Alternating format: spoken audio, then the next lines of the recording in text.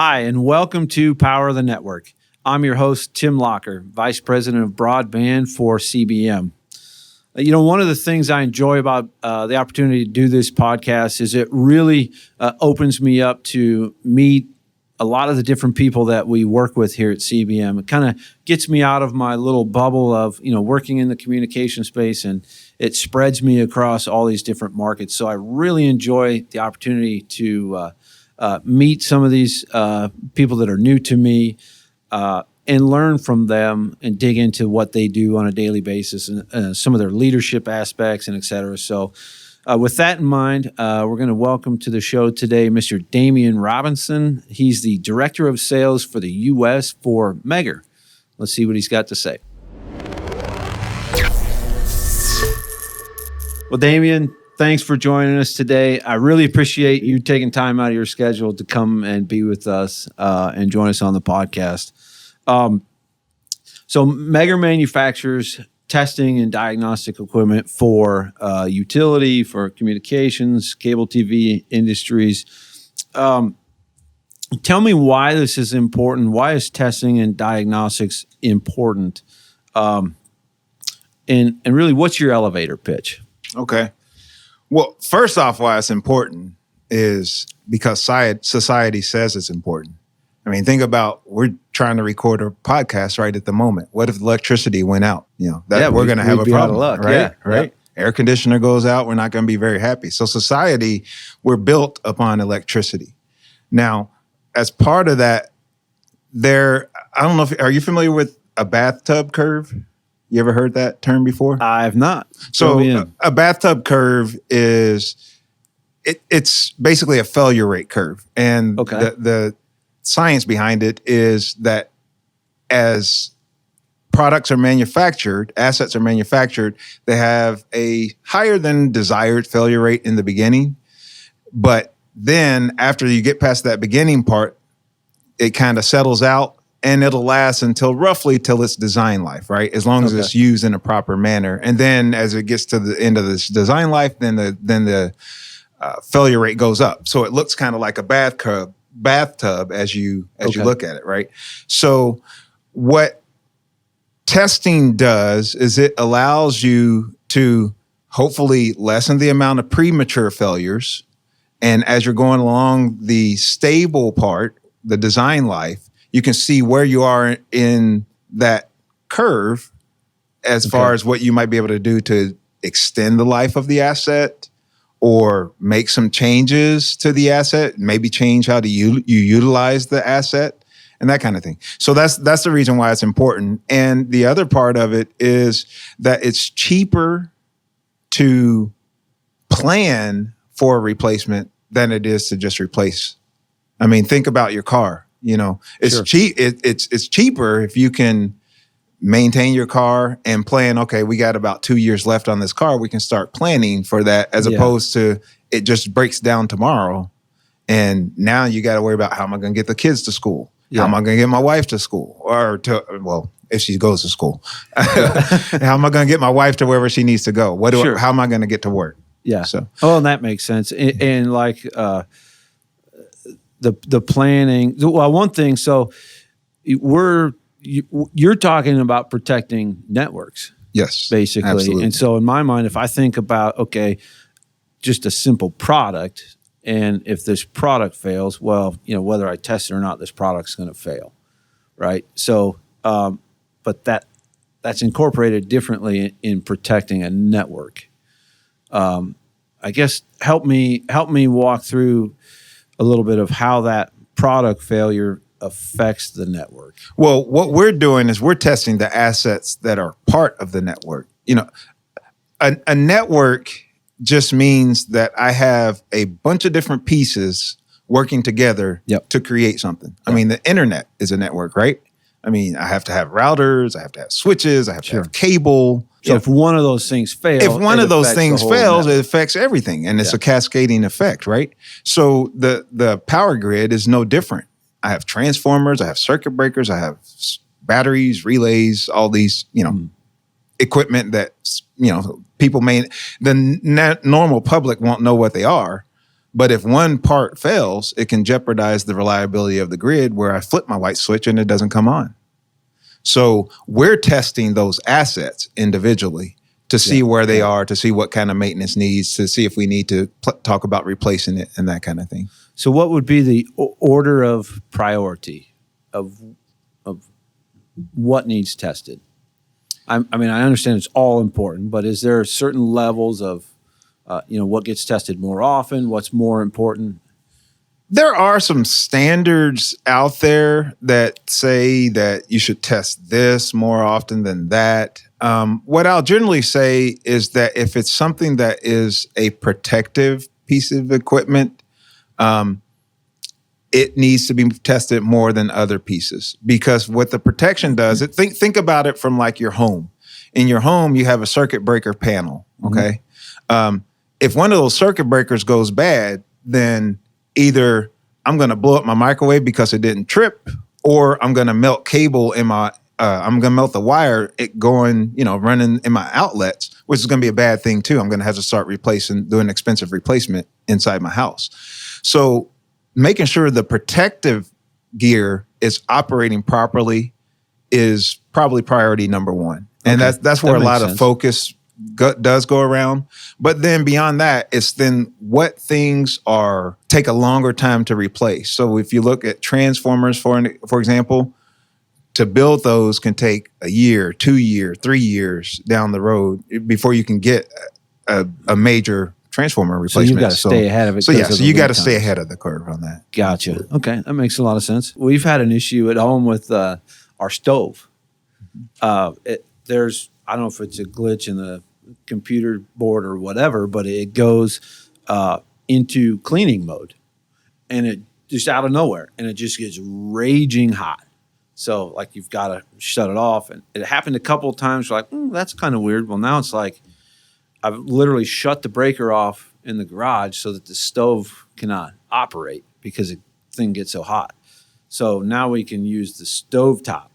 So if I want to make eggs, which just this weekend I wanted some eggs Sunday morning, so I go and I flip the breaker on, and the oven's already cranking up. Wow. So I shut it off, make my eggs, sit down to eat them, and then beep, things raging again. So wow. So we've been living the last week with our breaker off to the oven, so we don't burn the house down. So I kind of understand where you're going. Something inside to the oven went faulty. Yeah. And there are assets that have some form of self-diagnostics. So even like I bought a refrigerator here recently, and it has in there like a speaker that you can put your phone to, and it will send some signal to LG website, and it'll tell you, hey, here's what's wrong. Some form of self-diagnostics built in. And even the power grid is to a degree going in that direction, where there's some online monitoring things that are going on to try to give you some heads up while it's operating, as opposed to taking an outage, doing some testing, diagnosing what the problem is. Yeah. So. No, that makes a lot of sense. So testing, we've sold test gear for, quite a while. And, my background is in fiber optics. And so, we did obviously a lot of testing on fiber. But from a sales standpoint, testing products is a very time sensitive deal. You spend a lot of time in the field, a lot of time physically with the customers, whether it's demos or training, but it's kind of a very intense sales cycle. How does that affect what you do? Or can you tell me a little bit about, what that sales cycle for you looks like? So you definitely hit it on the head that there is in what we do, there's a lot of, show me. I can see a data sheet, I can see a spec sheet, and I see it outputs this and it measures that. And, there's so much memory of this. And okay, great. The accuracy is that. But what does all this mean to me? How are my guys going to use it? How are they going to interpret what it's telling me? So there certainly is a lot of hand-holding, a lot of trialing, a lot of demoing. I would say from general standpoint, our first objective is to establish some form of a need for the customer. Okay. They got to understand that if you let this asset run to failure, the cost is going to be this. And there are some direct costs of, hey, I need to buy a new one and replace it, just like the car example. Sure. If my car breaks down, I got to buy a new one and replacement. But there are potentially some indirect costs in that there could be a public perception issue. Even if your car breaks down, perhaps you start becoming late to work because now you got to take public transportation. So now you got a perception in your boss, hey, you're running late. And it all stems from my car broke down. Yeah. So there's some direct costs, there's some indirect costs related to that. And we got to show there's a return if you actually take the time to do this. So that's the first part. Then from there, it's establishing, hey, we're better than the competition. Let us show you how, let us show you why. And then there's, once they're convinced, obviously make the purchase. Then there's the after support of, okay, let's train your guys how to do this. Yeah. Hopefully I answered your question. No, that makes sense. Because, I would get calls, you go out and you do a demo, you make a sale, you come in and you train everybody how to use it. And then, these two technicians leave, they backfill them. And now, it could have been 2-3 years from when that sale has happened. And now you still have 2 new people that you're going back out to train. So it can be a lot of repetition, for that same individual sale. It is.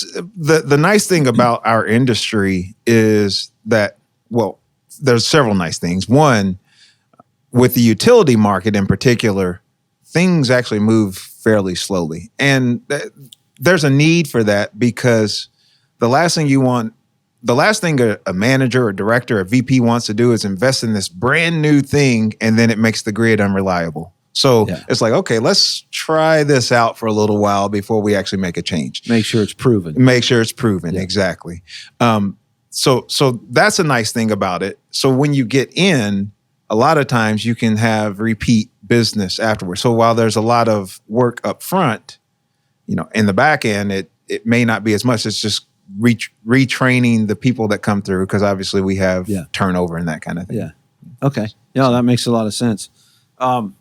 So you've been with Megger 17 years, is that correct? Yes, that is correct. What'd you do before that? Were you right out of college or no, I was not right out of college. Interestingly enough, I actually was doing insurance sales before I started at Megger. For a particular company, or doesn't matter, but I was an independent agent, so I could contract with any insurer that decided that they use independent agents. But did you like that, or was it something you just fell into, needed to make some money, and that's where we ended up? Yeah, there's a backstory to it. Yeah. Can you tell it? Yeah, I can tell it.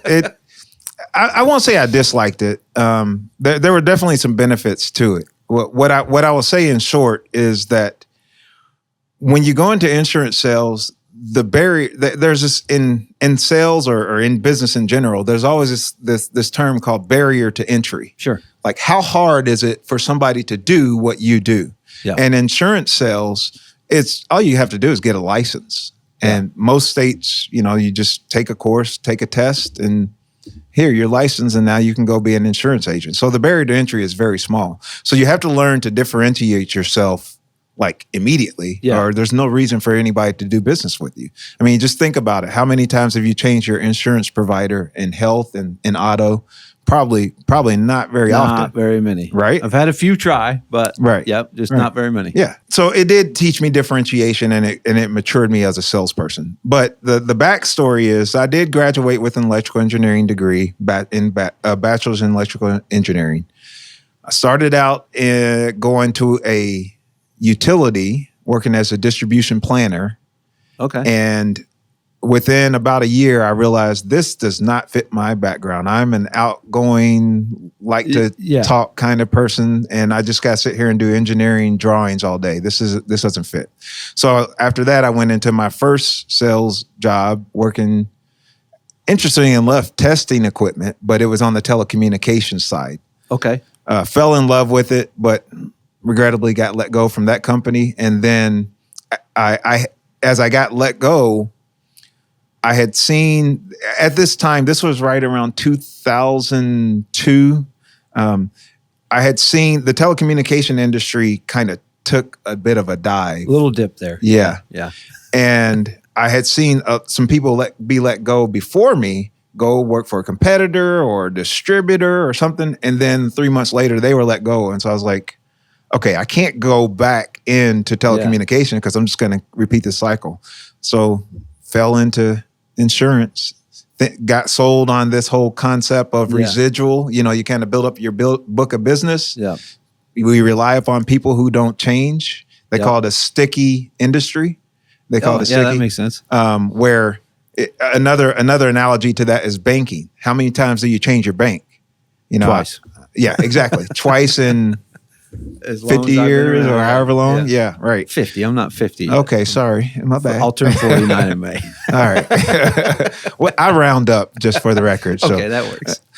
But yeah, I mean, you've changed your bank twice. I guess technically I changed my bank twice from when I was a teenager and had a bank account open. My parents opened it to when I started my utility job.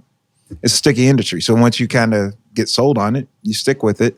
And I was sold on that. You build up your book of business, you get your clients, they're likely not going to change, and you just keep going from there. Yeah. So in that industry, it's the long term, what you're looking at. You're going to suffer through a few years while you're working your tail off and going theoretically to get all that. And then the long term is the big nugget at the end. Theoretically. Yeah. That's how it's supposed to work. Didn't quite work for me that way. So how did you end up then with Megger? Well, I ended up with Megger because I got married. So I got married, had a child, and first child I had in 2006. Okay. In 2007, my wife pretty much made, I won't say an ultimatum, but she's like, hey, we need your income to be this level. Yeah. And if you can't get there with insurance, then you need to go back to doing something else. I had a similar conversation after I got married. Yeah. I think the conversation was, you need to get a real job. Because I was doing at that time, I got married when I was 23, and we'd met when we were 21, but I was doing construction. I'd actually dabbled I'd worked for about a year for a contractor doing fiber splicing. Okay. And no kid at 21 years of age needs to make that much money back in that day. I was getting paid by, piecework, and it was, the money I was making was crazy, and I was immature and couldn't handle it. We had a small trailer fire, burned the splice trailer down. Oh, wow. Lost a couple of splicers, OTDRs, and all the test gear. So, that was obviously a big impact on my employer at the time. So absolutely, I was out of work for a while because, they had to figure out how they were going to replace $100,000 and some $1,000 worth of stuff, small company. So I started doing construction. So I'd had a construction background anyway, so I just started doing small jobs. Next thing you know, 2 years later, I'm still, remodeling bathrooms, doing this kind of stuff. I did have a small fishing addiction. So, like, if it looked at all cloudy, we're like, okay, boys, wrap these tools up. We got, it ain't fit to work, but, we might go fishing. Even though you're supposed to be remodeling the bathroom, let's go fishing. All right, yeah. So my financial responsibility was not that good, and got married, and she quickly told me, things need to change. Yeah. So then I actually got back into fiber splicing, and did that for, a lot of years, but it's interesting. Similar forces. Yeah, probably the story of a lot of married men. Like, you need to do something real with your life. Yep, absolutely. Yeah. So walk me through your transition. You started as a sales engineer. That Does that just mean sales? Or Yeah, does that mean I was engineering? responsible for a territory. I was actually responsible for the Chicago territory is what we called it. Okay. It's Illinois, Wisconsin, and Upper Michigan. So I started there. And because of my previous sales stint, not the insurance sales, but the first telecommunication sales role I had, I was actually driving up in Upper Michigan and just starting to reflect more, what do I want to do with my life? Is this really what I want to be doing, driving, just remaining in a sales role? And we've had a lot of people do it. They've been very successful. They made more money than I have, even as a director. Sure. But I kind of just thought, this isn't what I want to do all my life. I love what I'm doing, but I want to go somewhere else.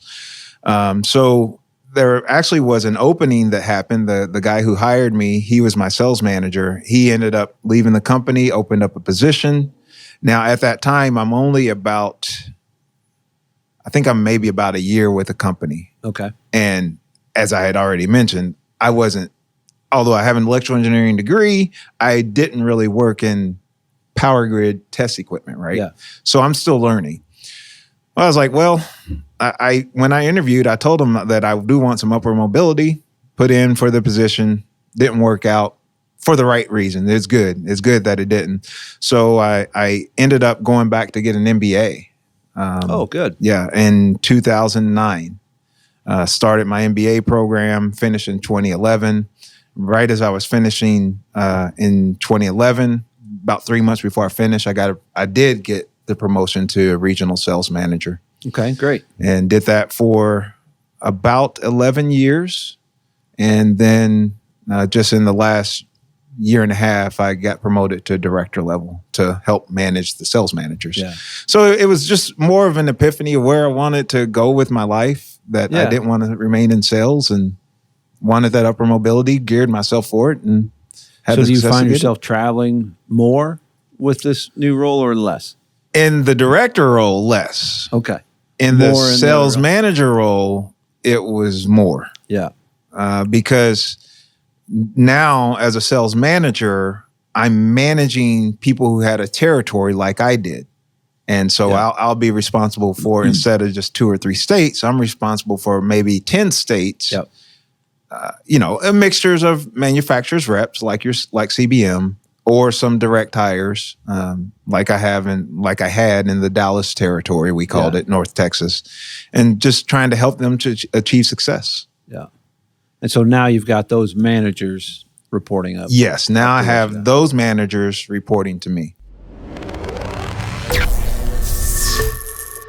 The ESOP at CBM makes us different than other manufacturers, rep firms. We've got some of the best people in the market. That ESOP allows them to be able to make decisions differently. They're able to do whatever it takes to take care of the customer, take care of the manufacturer. It gives them the flexibility to make decisions when they need to be made. If you need expert advice on a project or looking for representation from these fine folks at CBM, reach out to us here at cbmrep.com. How many reps do you guys have across your under your reach? We have just firms. It's 9 rep firms, if I'm counting correctly. Well, actually, I should take a step back. Just this year, we implemented a industrial rep organization where we're also hiring some rep firms there. Okay. Prior, whenever someone was given a territory, they covered all markets. Well, Megger's starting to diversify its portfolio so much that it's pretty much impossible for us to go with one rep organization or direct hire and then be able to cover utilities, industrial service companies, OEMs, whoever would be interested in our equipment. So we decided to implement an industrial rep firm so we could separate utilities, which is a lot of what our CBM organization is calling on utilities and service companies, and then industrials.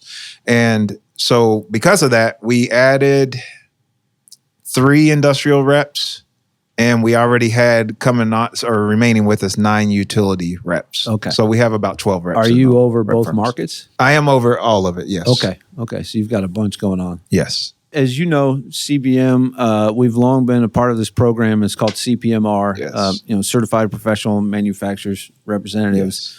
Yes. And that really is designed almost like a small master's course designed for reps, really how to run their business, how to deal with manufacturers, those types of things.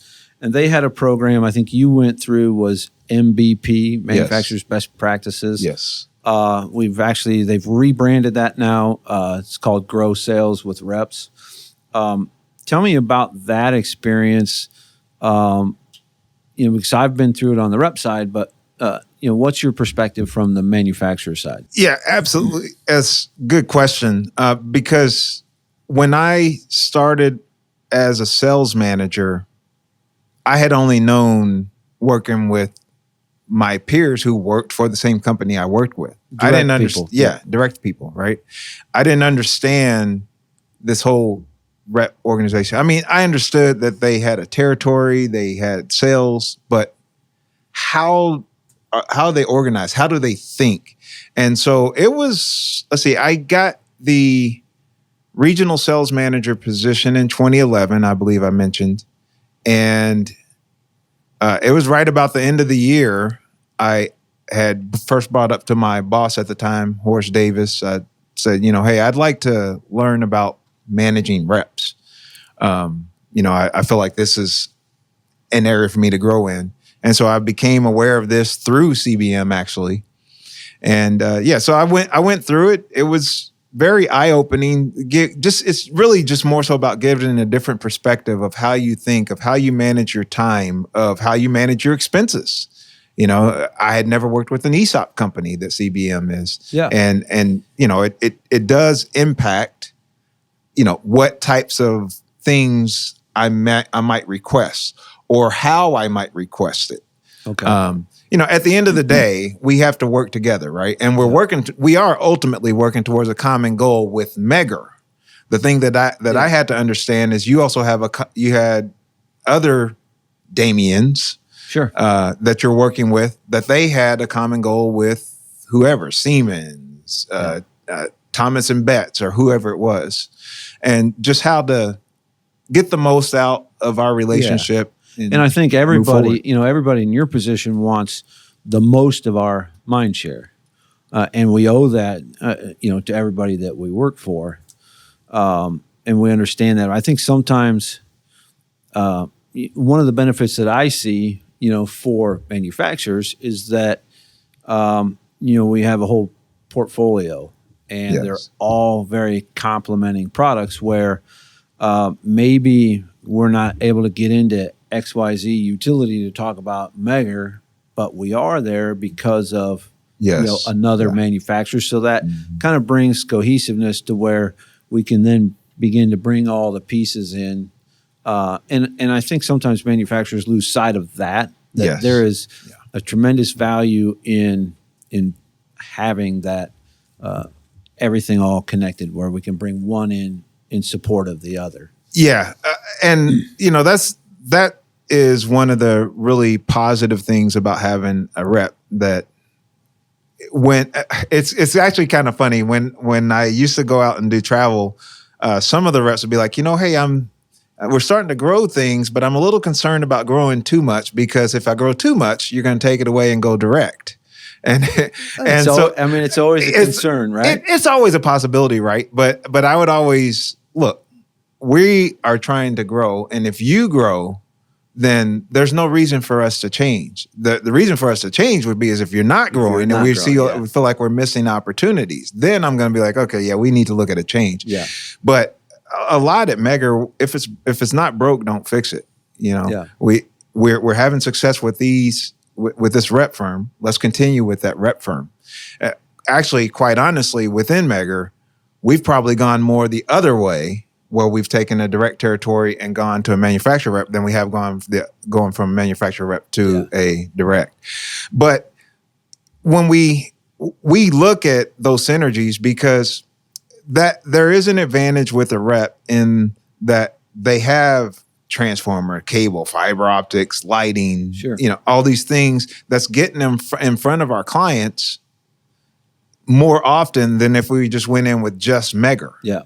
So it's our benefit. It's like, well, hey, even though they're not representing Megger, they're there harnessing that relationship, developing that relationship, strengthening that relationship, and hopefully in a consultative manner that whoever that relationship's with, they'll trust. Well, I like Tim. Tim has always stirred me straight. So he's coming in with Megger. I'm going to trust what he says. So it's, there's a lot of synergy there. Yeah. No, I get that. So you recommend then other manufacturers, go to this training, or what's your thought? I recommend it for sure. If you're a direct model, you're a direct model, fine. There's not going to be a ton of benefit that you get out of it. But if you have or are considering hiring a manufacturer rep, then absolutely go through it. Matter of fact, I have some of my team that we already have it earmarked to go through. We're just waiting for it to start back up. Yeah. Oh, that's great. That's great. Because, I do think, I'm glad you shared that, if you've not worked in that relationship model, it's easy to look at the bottom line, look at the numbers like, well, this is a huge expense. Why are we paying this? And cross it off. But I'm glad you got that insight from that. So yeah, awesome. So I'm very interested, in leadership and how people's journey of how they got from where they started to where they are now. Tell me a little bit how, some of your previous roles, your background experience has helped you in your new role of leadership. How do you diagnose problems with personnel? How do you redirect people? What are any good tips in leadership that you've picked up? Okay, a lot to unpack there. I'll try to address as much as possible. It first all started on that road I talked about way back when I'm driving to where I want to go, right? And that I knew I wanted to get into upper management or elevate my career. And so I started just kind of thinking on, well, what do they do? So the first thing I started doing was asking, all right, how can I be involved with the decision making on how do we choose what product goes to market? How do we set our pricing? How do we negotiate our sales agreements with our reps? Just higher level things than I needed to necessarily be involved with. One of the first things that really kind of happened was I started becoming a member of these teams within Megger to launch a new product or to lead some sort of initiative. And, I certainly can't take all the credit. It was certainly a team effort. And also I have to say, as a lot of it was by the grace of God that, in a lot of these situations, I had success. And so it started kind of becoming this kind of snowballing. Yeah, snowballing. Building. I was going to say self-fulfilling prophecy, where I started asking, and then after there's some success and people saw my work ethic, people started, hey, can I have Damien on my team? Yeah. And so I started being requested to be on team. Then next thing you know, I got more than I can do. Well, we do that here. We're like, hey, we got an issue. Call Damien. He'll take care of it. I've had those calls. Yeah. But that's where it really started. Just a desire to learn. And then having some success, and then just getting more responsibility because of the success that happened. As far as advice, I think you asked that question. One of the first things I had to learn or recognize is that you shouldn't really ask anyone to do something that you're not willing to do yourself. And so because I came from being a salesperson, it's like, okay, there were some times where, I was maybe asked to do this or that. I can't think of a specific example right now, but I've been asked to present something to a customer in a certain way, and it's like, I don't think that's really a good idea to present it that way. Yeah. I'll present it, but I'm going to do it some way differently. So, because of that, I can bring those experiences back and say like, okay, well, how would I handle this? Okay, this is how I think I would handle it. So this is what I would ask you to do. So that's one piece of advice. The other piece of advice that I'd give someone is listen as much as possible to your team. When you become a sales manager, or a director, a sales leader, a leader of any type, some I think get into it for the wrong reasons. They get into it. Okay, now I get to tell people what to do. It's like, well, no, that's not it. I guess in a sense, you get to tell people what to do, but that's not the purpose. Yeah. The purpose is to lead the team, right? To make them better. Yeah, to make them better and be willing to listen. Now, at the end of the day, there's certain times a decision has to be made and say, all right, this is the direction we're going, but at least get the input first before you start just making edicts. Probably the last thing I would say, and I feel like I've said it in this, is that you share the credit, be quick to share the credit, but also be quick to take the blame. Yeah. I think I mentioned earlier, hey, I was on these teams and I said, we had success, not I had success. We as a team had success. So share it. Even if you did 90% of the work, share it. It was a team effort. Without these others, I wouldn't have been able to do this. Oh, it went wrong. You know what? It's on me. I'll take the blame for that. Yeah. That's mine. I'll learn a lesson from it. I think you gain credibility. Taking the blame for things, it's not really about pointing fingers. It's about owning up to it, and you gain credibility with the team, and that builds trust. Yeah. And as long as you learn from it, right?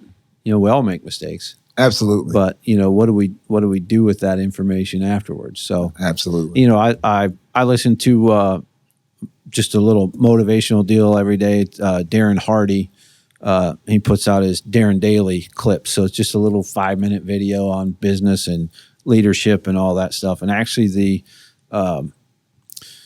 the message this morning was exactly that, about leadership and, taking the blame and sharing the success. So see, I know I learned a little bit. You see? did. Yeah.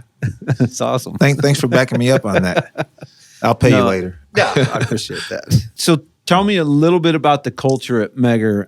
What's the culture like? What do you want it to be? How do you ensure that your people, live up to that culture? It's a good question. We actually have started a journey just before I became a director, actually. Just shy of 2 years ago, more than a year and a half ago, there was a reorganization that we called Project 500. It's our quest to get to 500 million euros worldwide. Okay. And with that, there became some change in the sales structure and marketing structure, how we go to market. Well, as part of that, some things that came out of it, I forget the third one, but the first two are customer centric, and the second one was one Megger. And so what we're trying to do is, obviously, I think that, I know the third one. The third one's operational excellence, but I'm going to touch on the first two. The customer centric, if you imagine a wheel, right? And let's say this all around the wheel is, your sales results or whatever comes of it, right? At the center of that wheel is a hub. That hub is the customer. So no matter what we're doing, if we're marketing, if we're trying to sell, if we're doing support, if we're doing product design, everything has to be centered around the customer. We got to keep them the center of it and of our focus. The second thing is one Megger. So we have in the past had some silos. Okay, well, you want that? You got to go to this group over here. You want that? You got to go to this group over there. And to a degree, there's still some of that. But one of the things that we have done is we've placed a lot of these separate sales groups underneath one leader. Now, I'm not that leader. It's my boss. Yeah.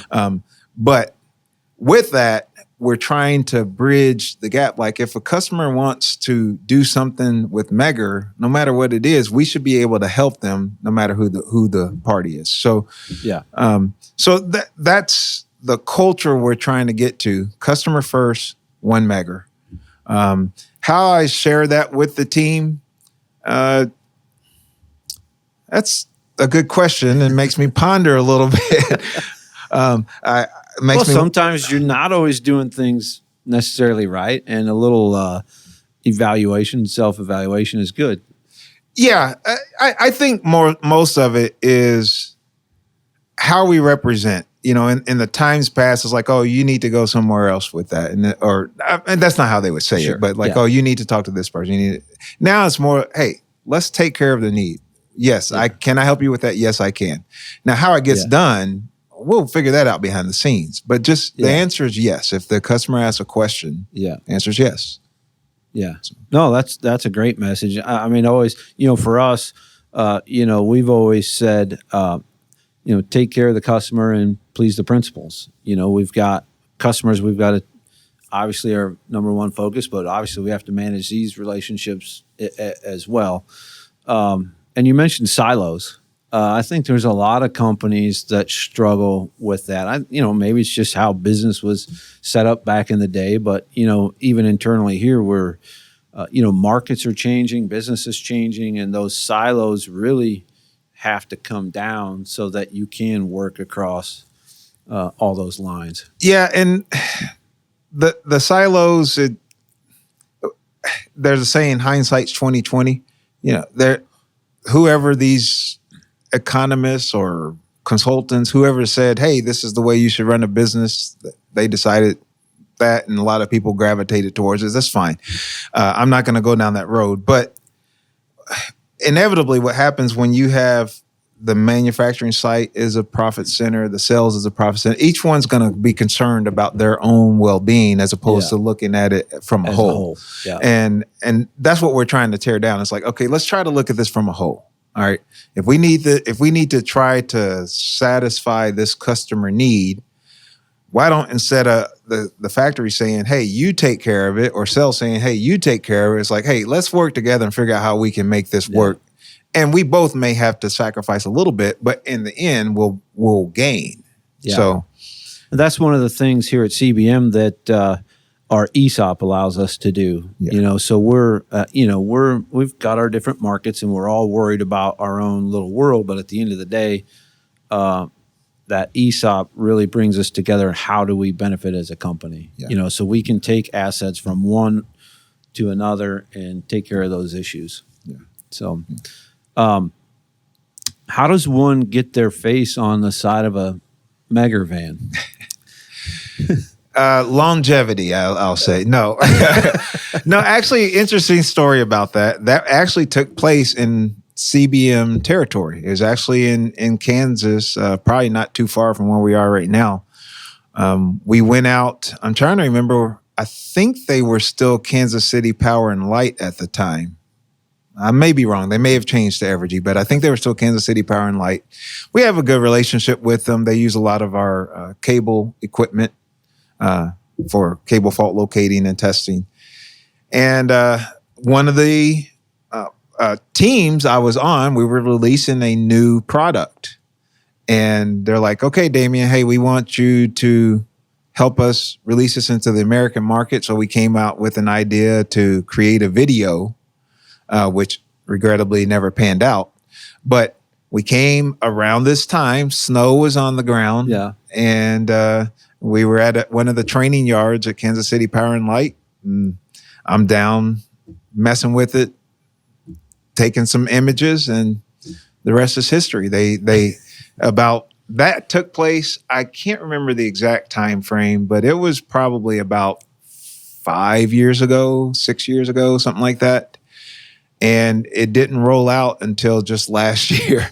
And so out of nowhere, I'm like, what? Like that was 6 years ago. So anybody watching, I want you to send in pins of where you see Damien on the road. Let's track Damien. Where's Waldo? Yeah, there we go. Oh, that's great. Damien, I'm super appreciative of you coming in. I've learned so much from you today. It's been great to chat with you. Thanks for having me. Thanks again for joining us. Appreciate it. Thank you. Thank you. Thanks for following along with us today. I really enjoyed that conversation with Damien. I learned a lot from him today. If you're looking for expert advice on a project or you need sales representation from an excellent firm, look no further. Reach out to us here at CBM, cbmrep.com.